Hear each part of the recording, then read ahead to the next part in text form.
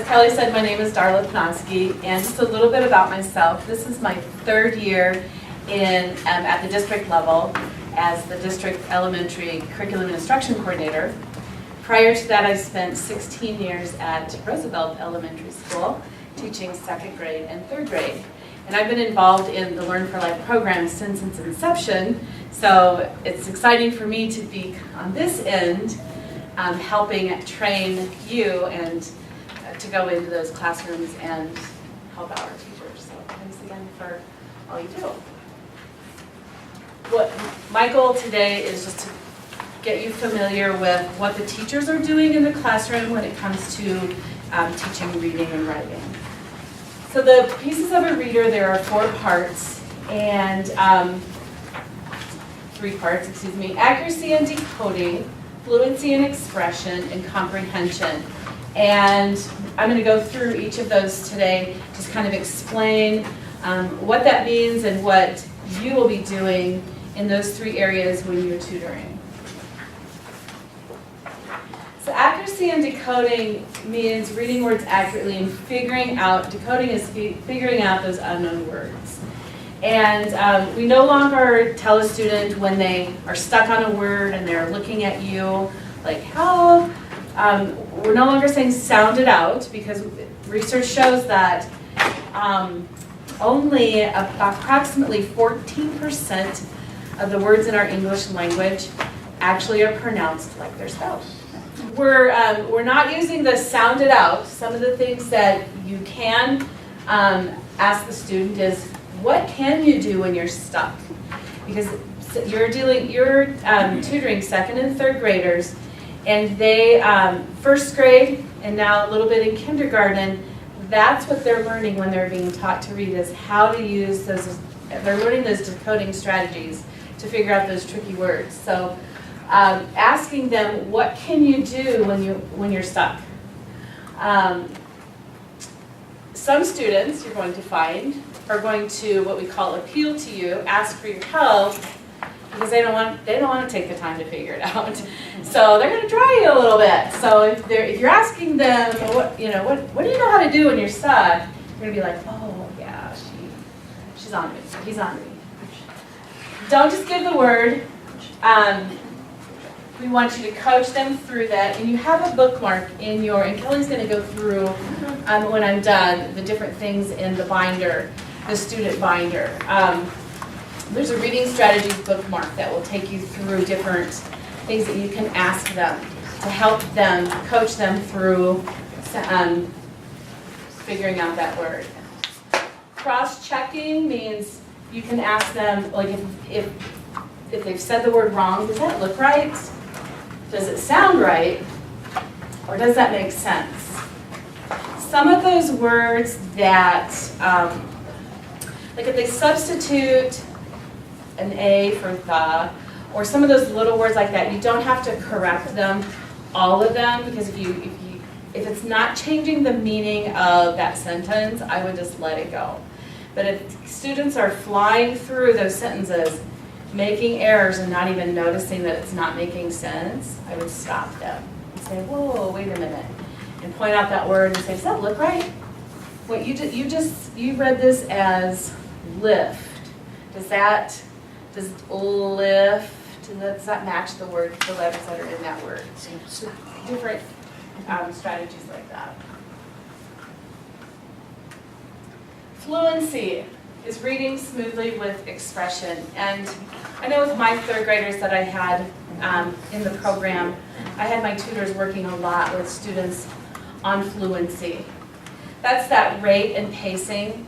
I like to call it reading like you're having a conversation, instead of that choppy word per word robot sounding reader. The rate and pacing, that would be, you find some students read right over periods and keep going. They think that being a really fast reader is a really good reader. The phrasing with the commas, taking a small pause, things like that. And expression. If they're reading a book that if they're reading watch out and they read, watch out, you're like, oh, wait a minute. And give them an example. Would you say that if somebody was crossing the street and there was a car coming, would you go, watch out? No, you say, watch out. So giving them examples and helping them through that. Comprehension. You're going to find that in that student binder, when Kelly goes through it, some comprehension cards. And those comprehension cards are strategies to different things that you can do with the students to talk about the book and to just build their comprehension, making meaning of that story. There's some before reading activities, during reading, and after reading activities on those comprehension cards. So, one of the biggest things that students in 2nd and 3rd grade have a hard time with is that retell. And when you stop and have a student retell you what they just read, it forces them to know, to remember and to practice thinking about what they're reading while they're reading instead of just reading words. And so that's the majority of 3rd grade, especially 3rd grade, the majority of your 3rd grade readers are working on that comprehension piece, if it's not fluency. Really thinking about what you're reading. Some of your teachers may ask you to help them with some writing. It's not very often that there's going to be there might be some components that they ask you to help them with the writing. We want to connect their reading to the writing. One of the big areas, the big things that students that are reluctant writers are worried about is spelling the word right. And what we want to focus on is just getting their ideas down on paper. We'll fix it up later, but let's get our ideas on paper first. Make it fun and creative. Unless there's certain things that they're working on, you can write letters, invitations, make funny stories. I like to tell tutors to think about bubble gum to help a student stretch out the sounds when they're writing it. If they're asking, how do you spell this word? I always encourage the students to write the sounds you hear, or to stretch out that word and write those sounds. Just some teacher tips. We want you to have the student hold the book. So you're going to want them to sit next to you, not across from you, so you can share. Stay positive. Like I said, no need to correct every mistake. We want to keep reading real and authentic. Have meaningful conversations and activities. You're going to be using fiction and nonfiction. It's really going to depend on what the teacher is using in her guided reading groups at that time of year. It also could be based on student interest. So you're going to see fiction and nonfiction. Obviously, if it's nonfiction, you're not going to be able to do beginning, middle, and end. There are different suggestions in the binder and those recipe cards to working with nonfiction. So that will help you out. Make it fun. If you have a student that at first, until they get to know you and you create that bond with them, are real reluctant and not really wanting to participate, you can make a deal with them. I'll read a page and you read a page. I'll read a page and you read a page. And that's perfectly fine. One of the things that I suggest to my tutors is at the beginning of, when you first getting to know them, it's very acceptable, and we encourage you to just have a light conversation with them. Like, what'd you do last night? Or just a kind of an icebreaker. One of my students, one year, was kind of a little stinker, and he wasn't wanting to do this at all. But once my tutor found out he liked dogs, she would start out by showing him the latest picture of her 2 dogs. And so then that was an icebreaker of, or it would be, let's get your story read, let's get our job done, and then we can look at some more pictures of my dog. So if you find out your student loves to draw, and you're working on a fiction story, let them draw the beginning, middle, and end. So kind of find out what they like to do and really take advantage of that. This was, draw pictures about what you read. I'm ahead of myself. This snowman activity is kind of like hangman, but we don't like to use hangman anymore. So basically that's what it is. You do a word, the blanks, and then when they make a mistake or they guess a wrong letter, then you draw a snowman, and once that snowman's complete, then the game is over. That's basically what that is. So once again, thank you so much for doing this.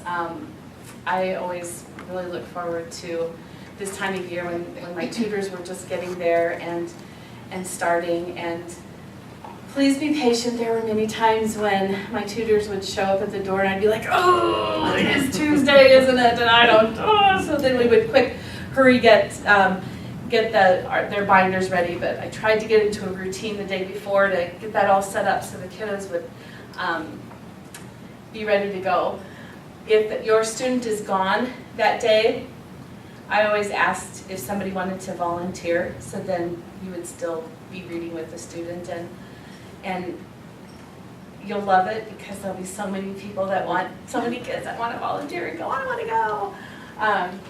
So I'm going to leave you with this saying, so often you find that students you're trying to inspire are the ones that end up inspiring you.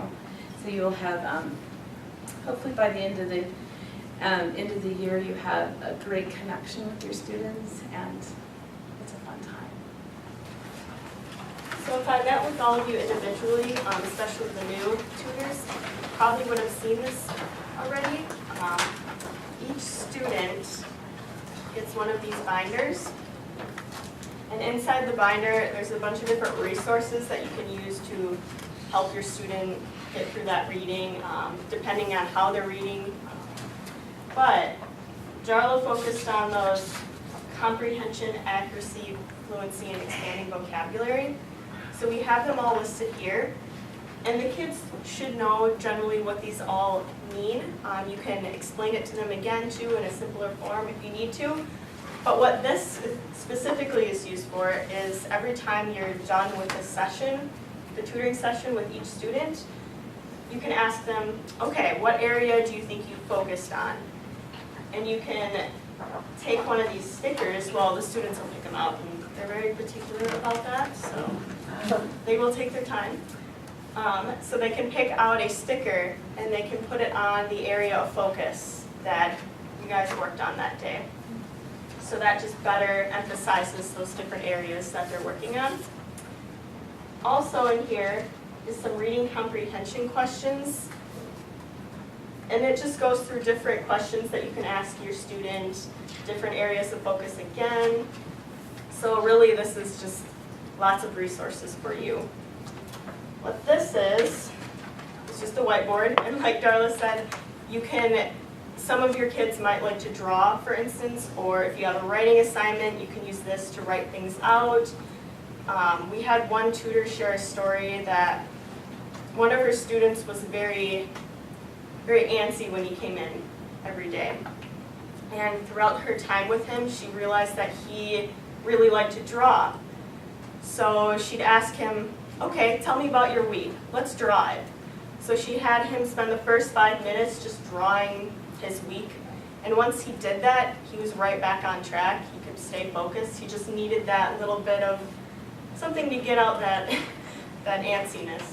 So you find different ways to do that with your students, of how they work, because every student, as we know, is going to be different. So that is the whiteboard. And then, so what you're going to do on your first day of tutoring. So you're going to go in, and every school has a buzzer system. So you'll have to press the buzzer.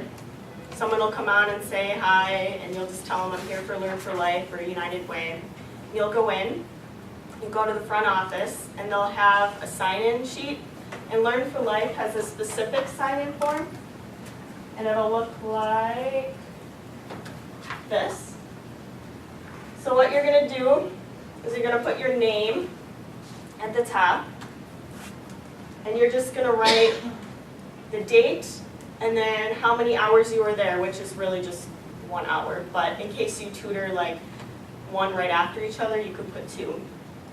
But so these will just fill up as you keep going, and each tutor can find their own section and keep using that throughout the weeks. And then I come in, or I ask the office to send me these sheets, and I just like to keep track for RSVP purposes and to just see who's going for tutoring, or if there's any issues with people maybe not be showing up or anything like that. So we just ask that you sign in on this.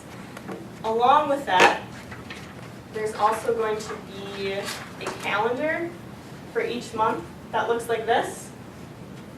And what this is, well, it's upside down, it'll look like this. So what this is so you can look at this and say, okay, it's not September, but it's September 28th. I can go to the library or the gym or cafeteria to tutor. Those will be written on here, so you can easily just look and say, okay, I know where to go. You don't really have to worry about the numbers that are there. That's just for me in the school to figure out what number day that is. But this is generally just for the Stevens Point School District because they have a 6-day rotation.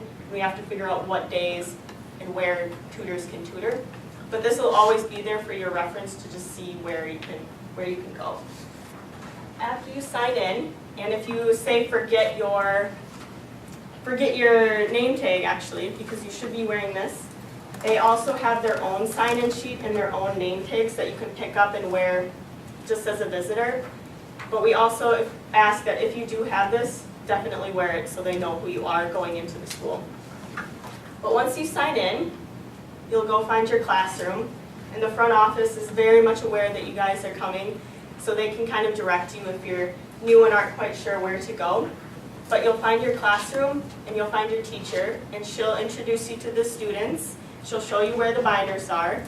Each student gets their own binder, and generally the binders should stay where they are, so every time you come in after that, you can just kind of go find them and just head out with your students. So each student gets one of these binders, and every time you get to that classroom, you will see this in the binder, and it's another sign-in sheet. But what this is for keeping track of subbing purposes and whether or not you're getting your regular assigned student every time, because ideally we want you to have the same students from October through May. But what you'll do is you'll put the date on here, you'll put your initials. If you're a sub, you'll still put your initials. Then it asks, are you subbing today? So if you're a sub, you would press or write yes. And then it asks, is this a regular assigned student or not? And usually, yes, it'll be a regular assigned student, but as Darla mentioned, you might have a student who is absent that day, and in that case, they'll send someone else to take that spot. So you would put, no, that's not the regular student. But if that keeps happening, which is what this is for, we like to know whether or not the students are the same students over time, because that goes with scoring. So, then, once you sign in, you'll look at one of these sheets for that day, because every day will be a different form. So what you'll do is you'll see the student's name, and then you'll see a number circled. And that number goes along with the recipe cards that I think most of you picked up. So if you find like number 2, the recipe card, should be the laminated, or lesson plan, the laminated sheet. So if you look at those, and say the teacher circled number 2, story retelling, you can find number 2 on there, and it'll tell you what you can do with story retelling to work with that student. And every week, there will be a new page, and there will be a new number circled. So then the teacher might write something, there's a spot for you to put the title of the book, and then once you're finished, you can write a little note to the teacher. And this is especially helpful if you're finding the student is excelling on something really well and you want to just make a note of that and say, wow, they did really, really well on comprehension today. Or they struggled on a couple words, but we're working through it and it's going well. So that's a good spot for you to communicate with the teacher. There's just some extra blank pieces of paper if you want to take any notes or work with the students. And then back here are just different activities and things you can work with the student, like that snowman activity. I use any contact information that you guys gave me, like email or phone number, and I put it in a spreadsheet for contact information so that you guys can easily contact each other, especially for subbing purposes.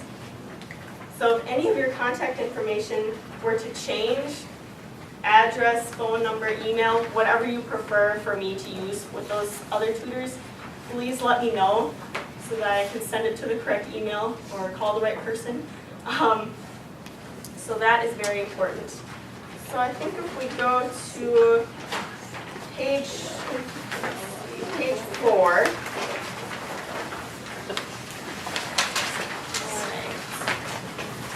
So there's just some logistics of the program.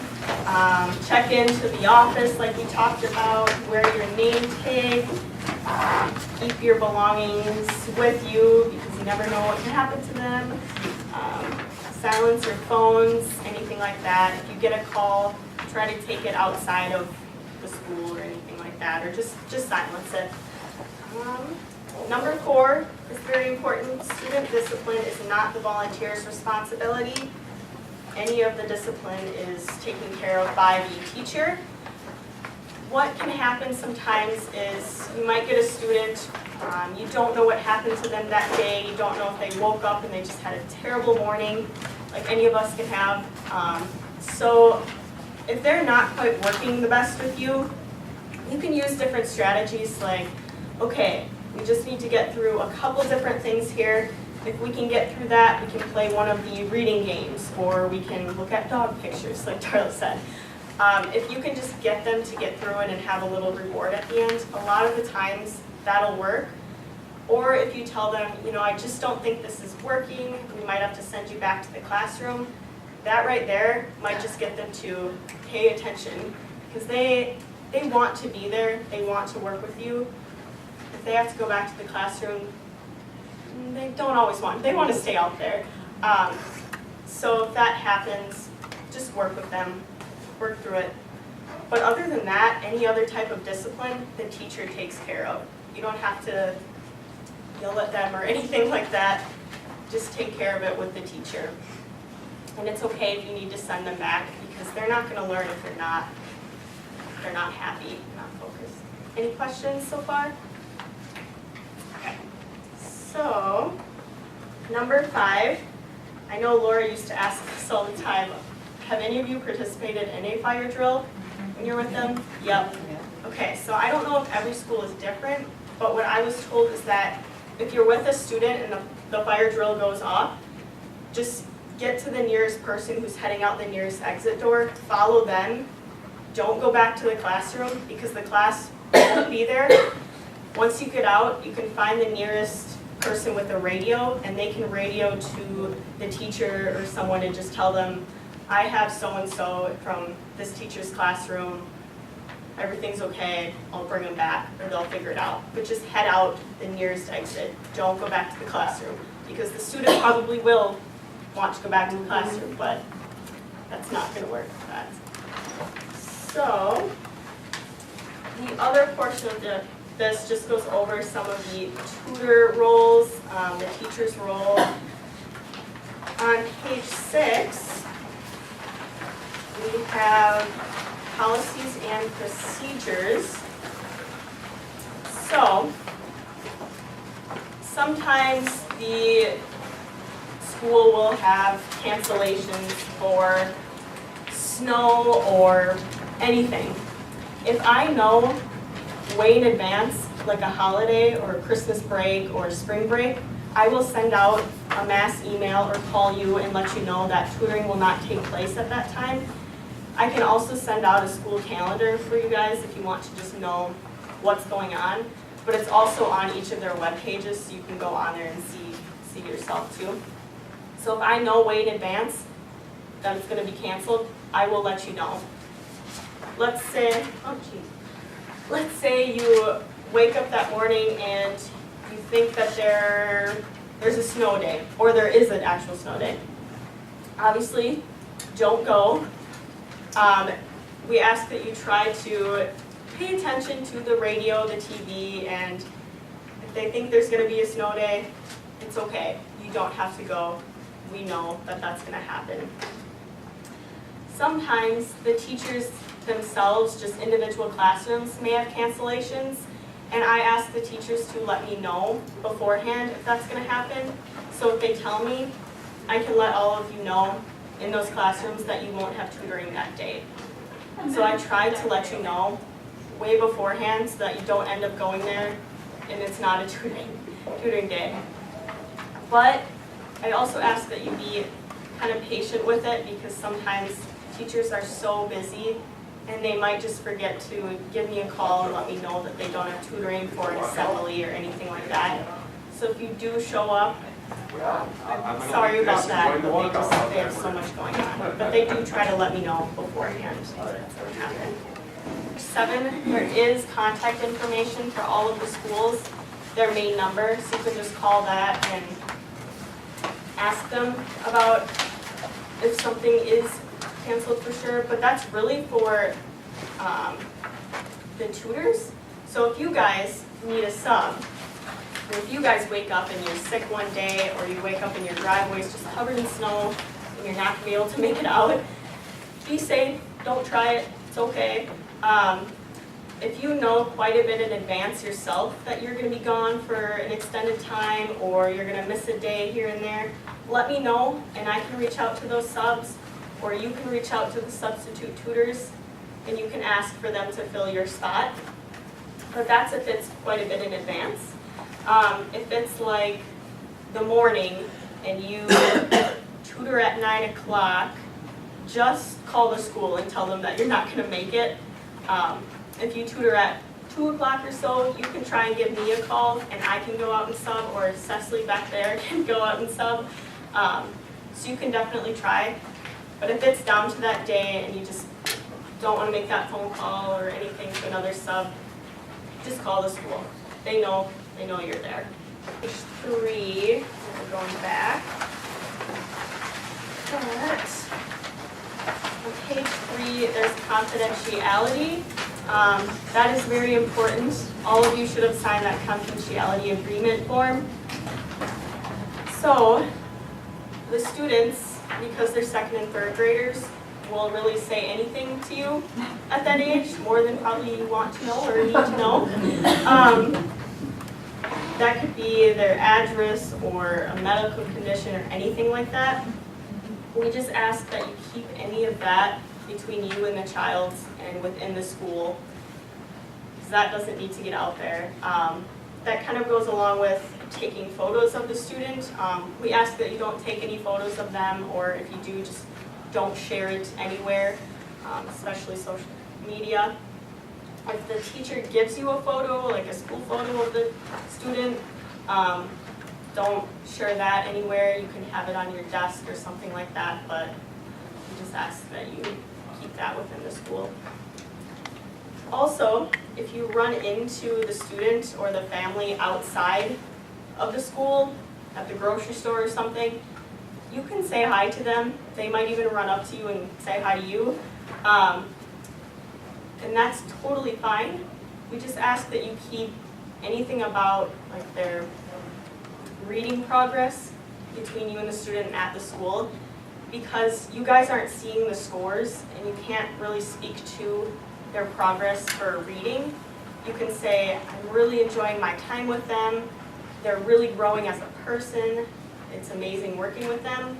But just try to keep that reading portion of it between you and the student and at the school. Because we can't really say, yeah, they're doing so well in reading, but we don't really have the scores to actually say that. So just talk about your experience with that student. Also, the last one with confidentiality, we follow the safe touch suggestion. So we don't try to initiate any type of hug or anything like that, but if the student comes up and runs at you and wants to give you a hug, that's okay. You can hug back, but just be safe about it and don't initiate anything. Let's go to page 8.